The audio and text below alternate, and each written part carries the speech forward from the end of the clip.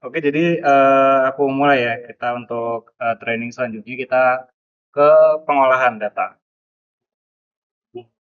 Pengolahan data, jadi sebenarnya ada dua proses atau dua tahap dalam pengolahan data. Yang pertama yaitu pre-processing atau ibaratnya kita nyebutnya kayak ngejahit foto-fotonya nanti tadi itu.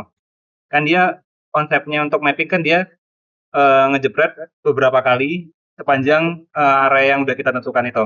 Nah, dari banyak fotonya tadi itu perlu kita jahit jadi satu supaya jadi satu kesatuan sebuah mapping itu tadi, sebuah peta. Nah, selanjutnya nanti setelah pre-processing baru kita namanya proses processing, yaitu yang biasanya kita pakai ArcGIS atau QGIS, yaitu untuk kita olah petanya jadi data NDVI atau GNDVI atau OSAFI, LCI, dan lain-lain. Jadi pertama aku akan jelasin caranya pre-processing dulu. Untuk pre-processing sendiri, kalau kita pakai drone-nya DJI, ada dua cara atau dua software yang bisa kita pakai, yaitu DJI Terra. Ini software bawaan dari DJI sendiri. Lalu ada juga software yang namanya Agisoft, Agisoft Metashape. Ini untuk Agisoft sendiri dia lebih universal, bisa pakai drone-drone merek lain, nggak hanya punya DJI aja. Cuma kalau menurut aku dari segi kemudahan dari usernya itu lebih mudah pakai DJI Terra. Oke, pertama aku ajarin pakai yang DJI Terra dulu. Pertama, biasanya setelah kita buka softwarenya itu akan muncul seperti ini dia. Dia ada muncul map, lalu juga di sini project-project yang udah pernah kita kerjakan. Karena kita mau bikin project baru, kita create project dulu. Setelah create project, kita pilih kita pakai kamera apa. Kamera RGB, multispektral, atau LiDAR. Karena kita pakai multispektral, kita pilih yang multispektral. Lalu kita namakan projectnya, ini project DSR. Lalu kita tempatkan projectnya ini ada di folder mana. Kita tempatkan, aku taruh di data aja, lalu di DSR, aku buat pengolahan.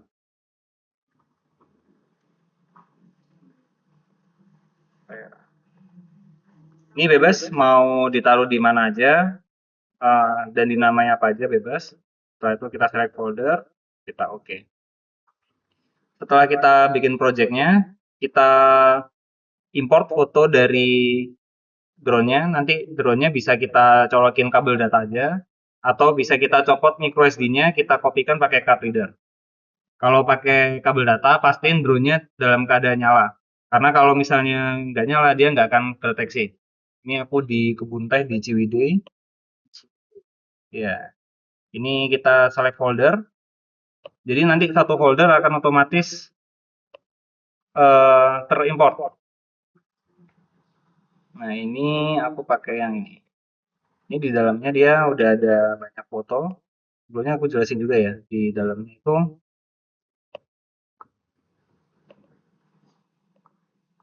di dalam ada nanti 4 ini. Ini juga jangan pernah dihapus kalau misal kita olahnya pakai DJI Terra. Lalu nanti ada foto yang ujungnya D, ini tuh kamera RGB-nya. Lalu G ini kamera green, R ini near infrared, R ini untuk kamera red, dan RE untuk kamera red edge. Jadi ini dia ada ketika drone-nya ngejepret, dia akan otomatis ngejepret 5 gambar. Seperti itu. Jadi kita ini select folder dulu, folder yang tadi. Oke, proses import dia deteksi ada 710 foto.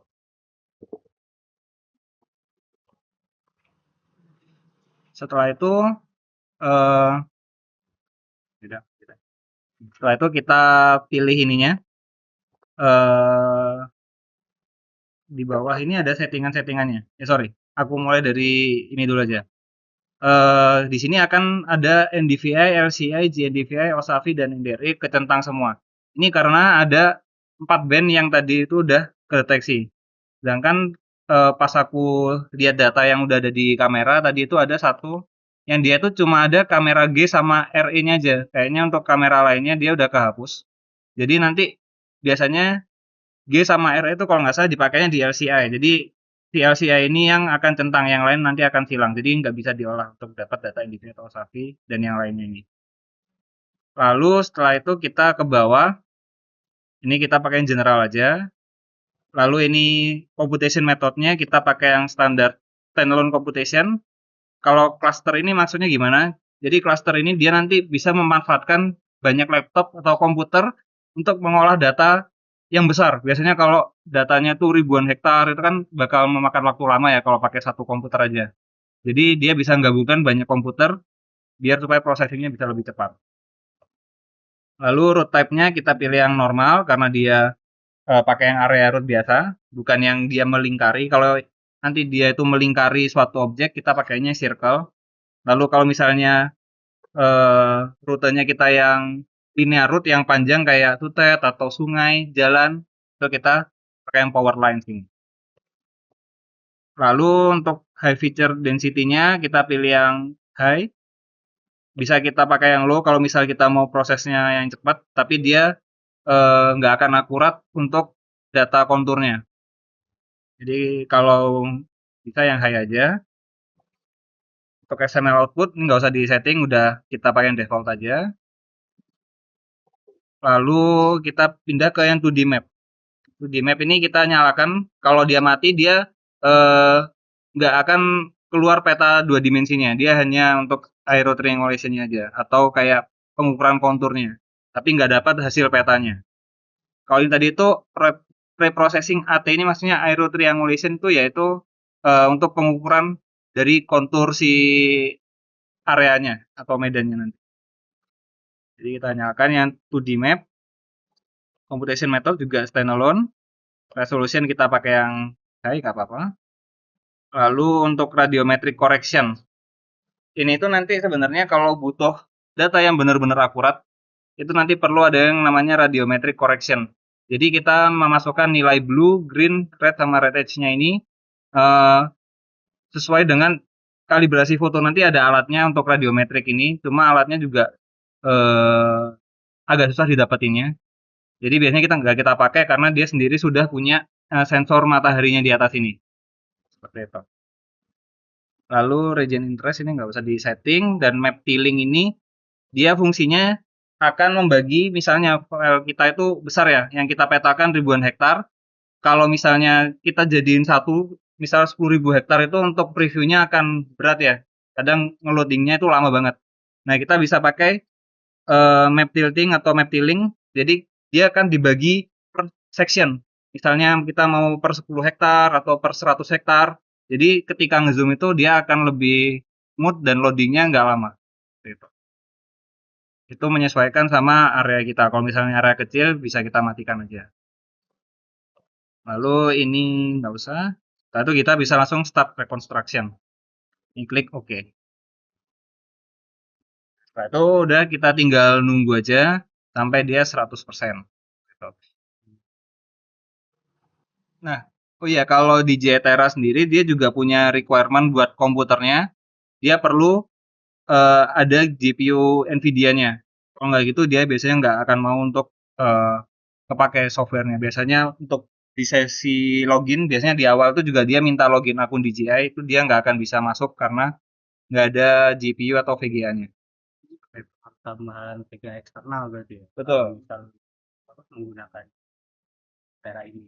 Iya, dia perlu ada VGA eksternal, atau biasanya kalau laptopnya yang sudah ada tulisannya NVIDIA ini udah bisa dia. Kalau yang nggak ada itu kebanyakan belum bisa.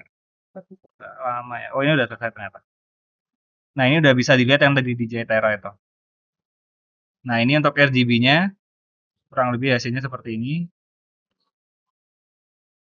Kita bisa lihat NDVI-nya, GNDVI, LCI, NDRI, OSAVI, seperti itu. Dan di sini ada angka 1 sampai min 1. Ini menunjukkan yang warna merah ini tanda atau nilai NDVI-nya itu adalah 1. Semakin merah dia 1, semakin berkurang ke kuning dia setengah, dia menurun kadar NDVI-nya. Sampai dia ke arah 0 di bagian sini. Supaya enak juga kita lihat RGB-nya supaya kita, oh ini ternyata jalan, pantas dia nilai NDVI-nya rendah. Jadi kita bisa bandingkan sama RGB-nya.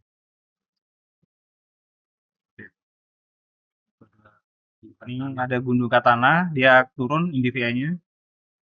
Jadi kita bisa lihat nih, ini mungkin kalau yang deteksi gulma sama tanah yang belum dikerjakan, belum dibersihkan, yang ada gulmanya dia warnanya merah, dan yang bersih dari gulma dia NDVI-nya bisa turun ke setengah atau bisa ke nol. Seperti ini kan jalan ya, ini ya. Belum ada tanamannya, dia turun ke setengah. Dia ada sedikit tanaman, cuma bukan yang ini ya. Udah tanaman udah keinjak-injak gulma. Yang ini jalan. Dan kekurangannya di Jayatera ini, dia hasil dari NDVI, JDVI, LCI, NDRI, dan sebagainya ini dia nggak bisa kita ekspor. Jadi hanya kita preview aja di aplikasi di Jayatera ini. Terus kalau kita mau laporan, screenshot deh. Ya, screenshot. Minusnya itu. Nah, supaya bisa diekspor, biasanya aku pakai aplikasi QGIS atau ArcGIS Pro. ArcGIS biasa juga bisa sebenarnya. Yang penting ada tools yang namanya Raster Calculator.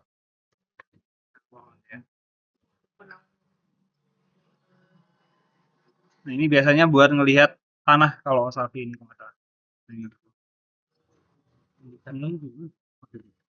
Indikator itu ini kita bisa lihat tanahnya. Ini tanahnya yang benar-benar bersih ya, dia nggak ada gulmanya, dia warnanya lebih gelap. Lalu RGB-nya ini dia aku banding. Ini sebenarnya dari nilai ini kita bisa lihat dia dapat nilai berapa. Nanti kita bisa sampling dari tanah kondisi yang di koordinat itu, kondisi tanahnya seperti apa. Jadi kita bisa jadikan acuan sebagai mapping-mapping kita selanjutnya. Kalau nilai segini itu emang beneran sehat atau enggak? Atau kandungannya itu di sana ada apa aja? Itu bisa jadi acuan aja.